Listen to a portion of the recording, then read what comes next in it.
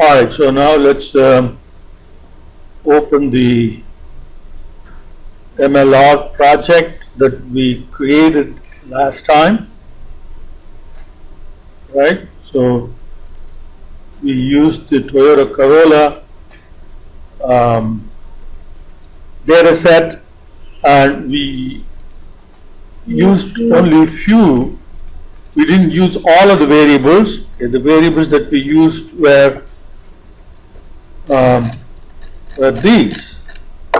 Price, of course, is the target, fuel type, weight, and kilometers. Okay, so those were the variables that we used. Now what we're going to do is we're going to use all the variables and we will run a model selection.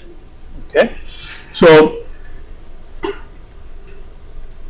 let's bring in a new node for regression. Okay.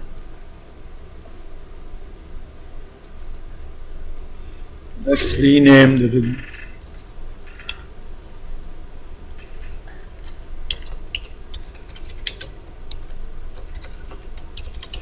model selection. All right. Okay, so now let's look at the variables.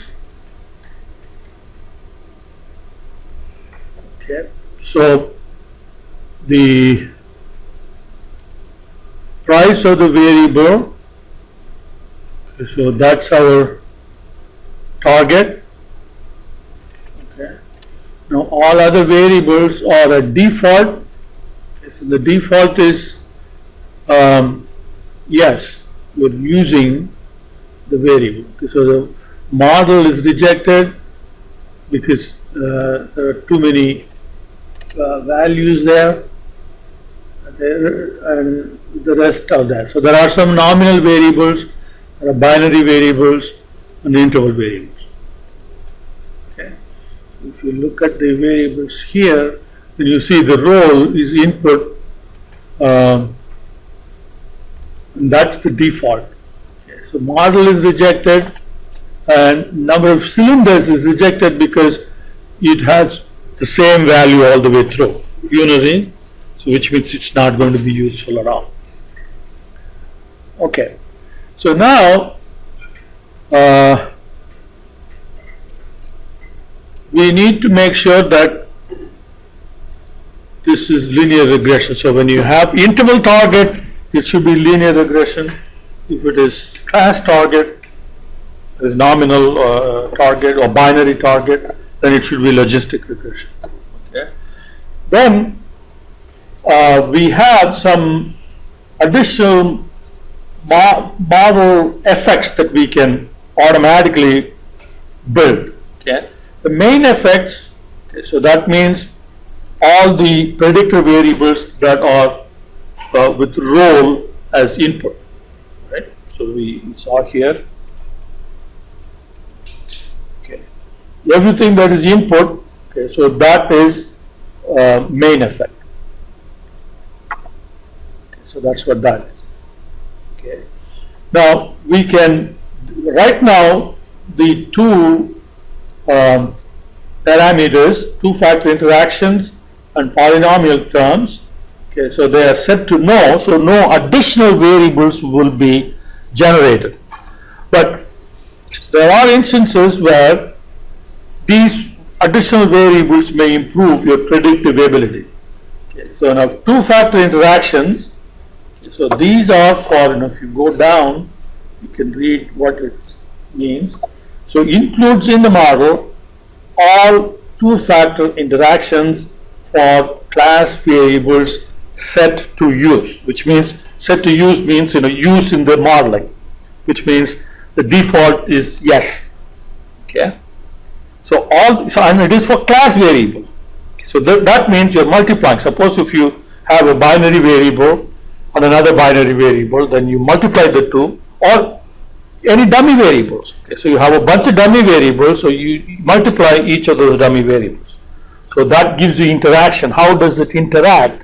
The two interacting together may give you some additional predictive ability. So what we're going to do is we're going to set that to yes. So before running the regression, these new columns will be generated automatically. So you don't have to set them all up. SAS will do it. Okay, it will take all the dummy variables and binary variables, and it will look at each pair and multiply them together to form interaction predictors. And then for the polynomial terms, okay, so these are include in the model polynomial terms up to the degree specified for all interval variables. So this is for interval variables. The interactions are for class variables. The polynomial variables are for interval variables. And you can set the polynomial. So if you set it to 3 degrees, 4 degrees, it will create. Okay, if you set it to 3, it will create. If it is x sub 1 is the interval variable, it will create x sub 1 squared and x sub 1 cubed. If you set it to 16, it will create 16 variables. Of course, you don't want to do that. Okay, usually a polynomial degree of 2 is sufficient. You don't need even 3. Okay, so I'm going to set that to yes. Okay, so now we have the main effects, interaction effects, and then the polynomial of the interval variables. Alright, so now if you run the regression as is, then all the variables will be included. Okay, but we don't want that. We want to build a model, and so here if the model selection is set to none, then no model selection will be run, so you get everything, whatever that you, all the main effects, all the interaction, all the polynomial will get included. Okay. We don't want that, so we have to change that, and we have 3 different options. Okay, that is stepwise, forward selection, and backward selection. Okay. So we'll talk more about those in just a minute. Okay. So let's select stepwise. Okay. Now the criterion used here, okay, default will be the mean square error or adjusted R square. But there are other measures that we looked at in chapter 5 that you can select. Okay, so we will leave it at the default. Now selection defaults, right now we are using defaults. So if it is set to S, that is we are using defaults, this ellipsis won't work. So if you want to set the defaults yourself, then set that to no and click that, then it will give you, well, there are 2 things that are important here. Okay, and that is what is the entry level alpha, what is the stay significance level. Okay, the variable is already in. Okay, what is the threshold beyond which you will want to throw the variable out? Okay, if the p-value goes above that value, 5% is the default for a variable that is already in, you will throw it out. So entry significance is a variable that is out, it's not in the model yet.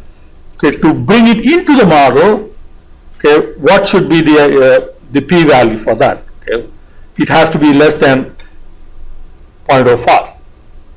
Okay, so that's what that is. So default is good, so I'm going to cancel out and set that to yes. Okay, so that's those are the parameters that you want to set, and then you run the model. Okay, let's look at the results.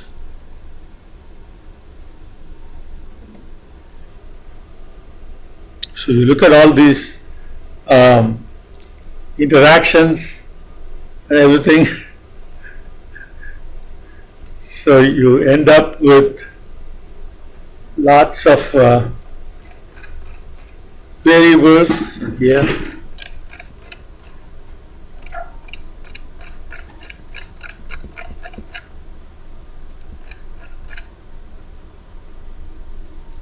So you end up with 226 variables in your model. Okay. And what those variables are, so they are all here.